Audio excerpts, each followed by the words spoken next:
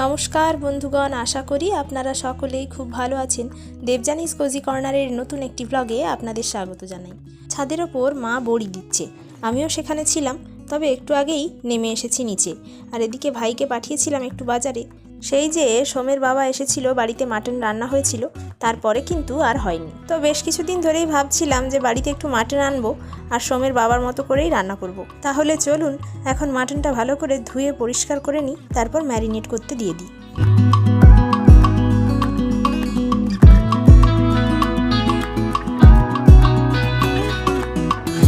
মাটনটা ম্যারিনেট করার জন্য সেই কিছু বেসিক মশলা যেগুলো দেওয়া হয় সেগুলোই দিচ্ছি। প্রথমেই এখানে দিয়ে দিচ্ছি টক দই, তার উপর থেকে দিয়ে দিলাম লবণ, এরপরে দেব হলুদ, লঙ্কা গুঁড়ো আর সর্ষের তেল। ও হ্যাঁ, সঙ্গে একটু লেবুর রসও দিয়েছিলাম। এবার সব জিনিসটাকে ভালোভাবে মেখে 1-1.5 ঘন্টা ঢাকা দিয়ে রেখে দেবো।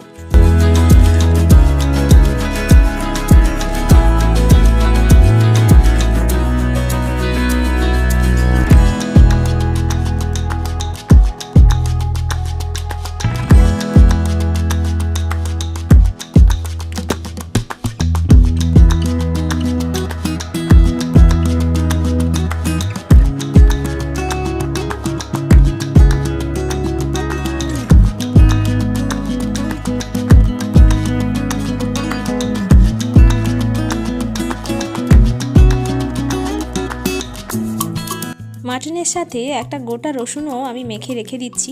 একটু আগেই সোমের বাবার সাথে কথা হচ্ছিল, তো ও বলল যে গোটা রসুনটা কিন্তু মাংসে যখন সেদ্ধ হয়ে যাবে তখন ভাতে মেখে খেতে দারুণ লাগবে। আগের বারও ও দিয়েছিল, তাই আমিও দিলাম। চলুন এখন আপনাদের সাথে কথা বলতে বলতেই রান্নাটা ঝটপট সেরে নিই। আমাদের প্রত্যেকের জীবনেই কিছু না কিছু আকাঙ্ক্ষিত বস্তু রয়েছে, সেটা হতে পারে বাড়ি, গাড়ি, টাকা পয়সা বা কোনো কাছের মানুষ। কিন্তু আমি দেখেছি আকাঙ্ক্ষিত বস্তুর পেছনে যতই আমরা ছুট লাগাই না কেন, একটা সময় গিয়ে আমাদের মুখ থুবড়ে পড়তে হয়। তখন সময় আমাদের চোখে আঙুল দিয়ে দেখিয়ে দেয় সেই আকাঙ্ক্ষিত বস্তু আসলেই মরীচিকা। আর সেই মরীচিকার পেছনে ছুটতে গিয়েই আমরা আমাদের জীবনের অনেক মূল্যবান সময় নষ্ট করে ফেলি। এরপর চলে সেলফ রিয়েলাইজেশন প্রসেস। যখন আমরা বুঝতে পারি যে যে জিনিসটা পাওয়ার জন্য আমরা এত ছটফট করছিলাম আসলেই সেটা পাওয়া সম্ভব নয়, তখন আমাদের ভুল ভাঙে আর মনের মধ্যে অনেক প্রশ্নই ঘোরাফেরা করতে থাকে।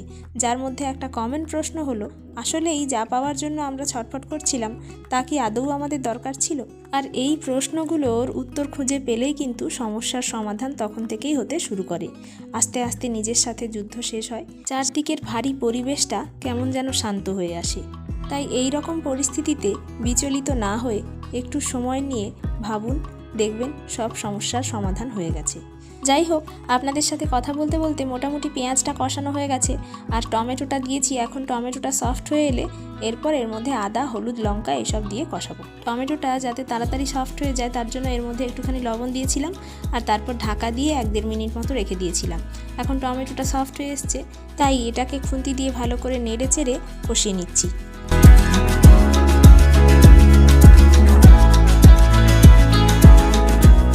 একটা বাটির মধ্যে আদা বাটা, লঙ্কা গুঁড়ো, হলুদ গুঁড়ো এগুলো একটু জল দিয়ে মিশিয়ে রেখেছিলাম। সেই মিশ্রণটাই এখন মশলার মধ্যে দিয়ে এটাকে আবার ভালো করে কষিয়ে নেব।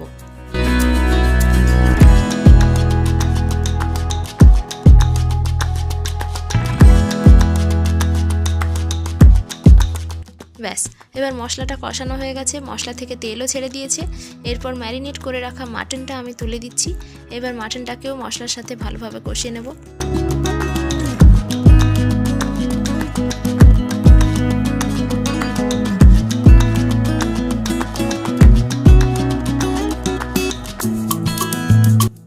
যাক, মোটামুটি মাটনটা কষানো হয়ে গেছে, এটা থেকে তেলও ছেড়ে দিয়েছে। এখন একদিকে একটু জল গরম বসিয়েছি, গরম জলটা এতে ঢেলে দেব আর সঙ্গে ভেজে রাখা আলুগুলোও তুলে দেব। তারপর একটু ফুটিয়ে নিলেই আমাদের মাটন রেডি। আর এদিকে 2-1টা কষা মাংস বের করেছিলাম মামা ভাগ্নেকে টেস্ট করানোর জন্য। ওরা বসে আছে ছাদে, তাই ওদের ওখানেই দিয়ে এলাম।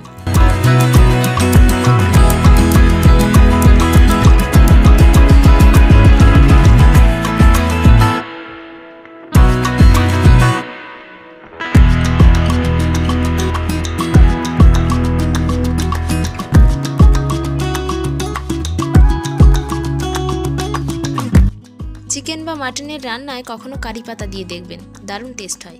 সোমের বাবা অবশ্য মশলা কষানোর সময় কারি পাতাটা দিয়েছিল, আর আমি কিন্তু দিতে ভুলে গিয়েছিলাম, তাই এখন দিলাম। এখন এটাকে 1-1.5 মিনিট মতো ফুটিয়ে নিয়ে গরম মশলা দিয়ে নামিয়ে নেব।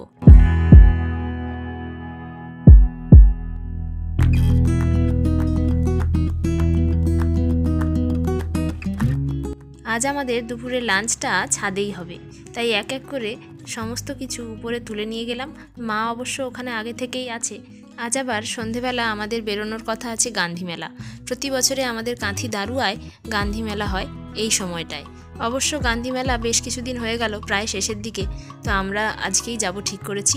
চলুন তাহলে খাওয়া দাওয়ার কাজটা আগে সেরে নিই।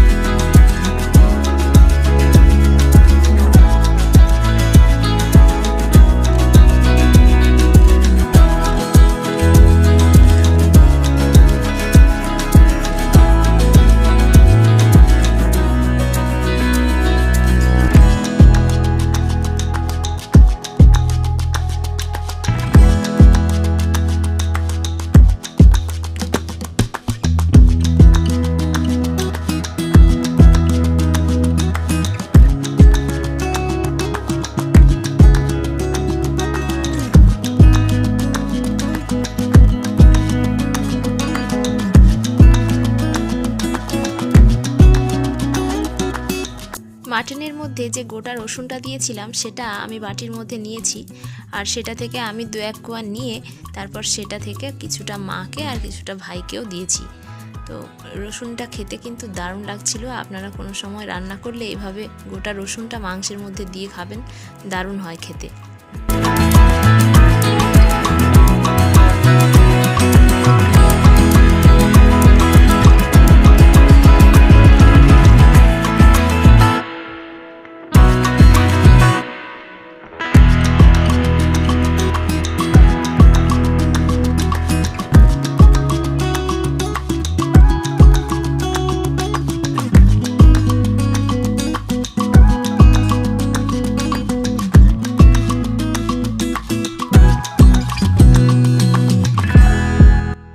সেই শীত পড়ার কাছ থেকে কোল্ড ড্রিঙ্কস প্রায় বাড়িতে আনা বন্ধই হয়ে গেছিলো, কিন্তু এই দিন একটু গরম পড়েছিল আর একটু শীতটা কমেছিল, তাই আজকে একটা কোল্ড ড্রিঙ্কস আনিয়েছিলাম।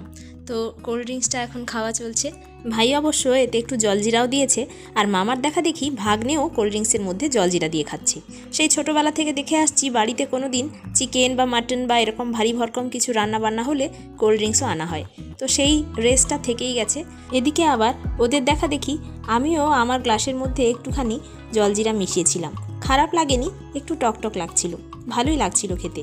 সব সময় তো এরকম খাওয়া হয় না, তবে মাঝে মধ্যে এই রকম নতুন কিছু ট্রাই করা যেতেই পারে। যাই হোক, আগের দিন যে বড়ি দেওয়া হয়েছিল তার সঙ্গে আবার আজকেও কিছুটা বড়ি সকালবেলা দেওয়া হয়েছে, তো সেগুলোই এখন রোদে বসানো রয়েছে।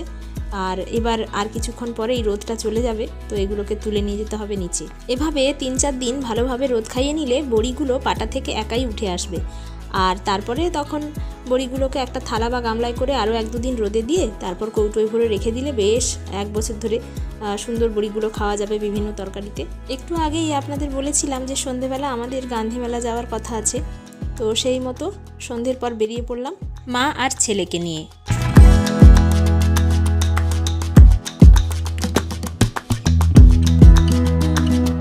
সাধারণত প্রতি বছর গান্ধী মেলায় যে পরিমাণ ভিড় হয়, এবছর নাকি সেই পরিমাণ ভিড় হয়নি, কিন্তু আমরা যেদিন গেছিলাম সেদিন অনেকটা পরিমাণ ভিড় হয়েছিল। যাই হোক, চলুন আমরা এখন মেলার সামনে এসে পড়েছি, আর এখন আমরা মেলায় ঢুকছি। চলুন তাহলে এবার মেলা ঘুরে দেখি।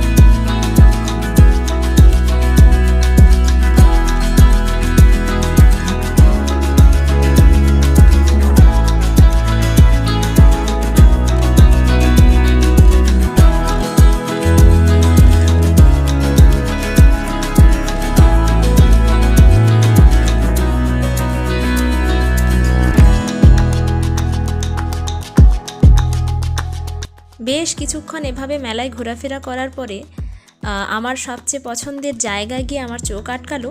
চলুন আপনাদেরকেও দেখাই ফুল গাছের প্রদর্শনী, যেটা প্রতি বছরই গান্ধী মেলায় থাকে। চলুন এখন সেটাও ঘুরে ফিরে দেখি।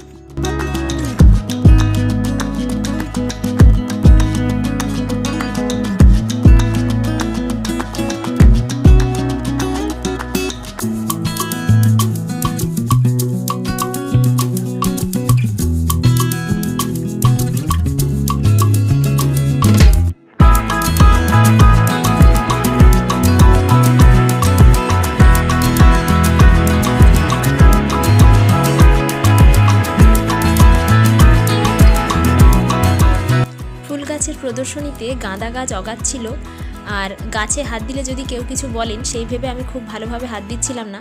আশা করি আপনারা দেখে বুঝতে পারলেন যে গাঁদা ফুল কিন্তু একটা ফুলের এত বড় সাইজ যে আমার হাতেই কিন্তু আসছিল না। তারপরে এখানে ছিল ডায়ান্থাস, শীতকালীন প্রায় সব রকম ফুল গাছ, কমলা লেবু, লেবু এই সমস্ত কিছুই এখানে ছিল। আর এছাড়াও কিছু সাকুলেন্ট প্ল্যান্টও ছিল। তো চলুন সেগুলোও দেখাই।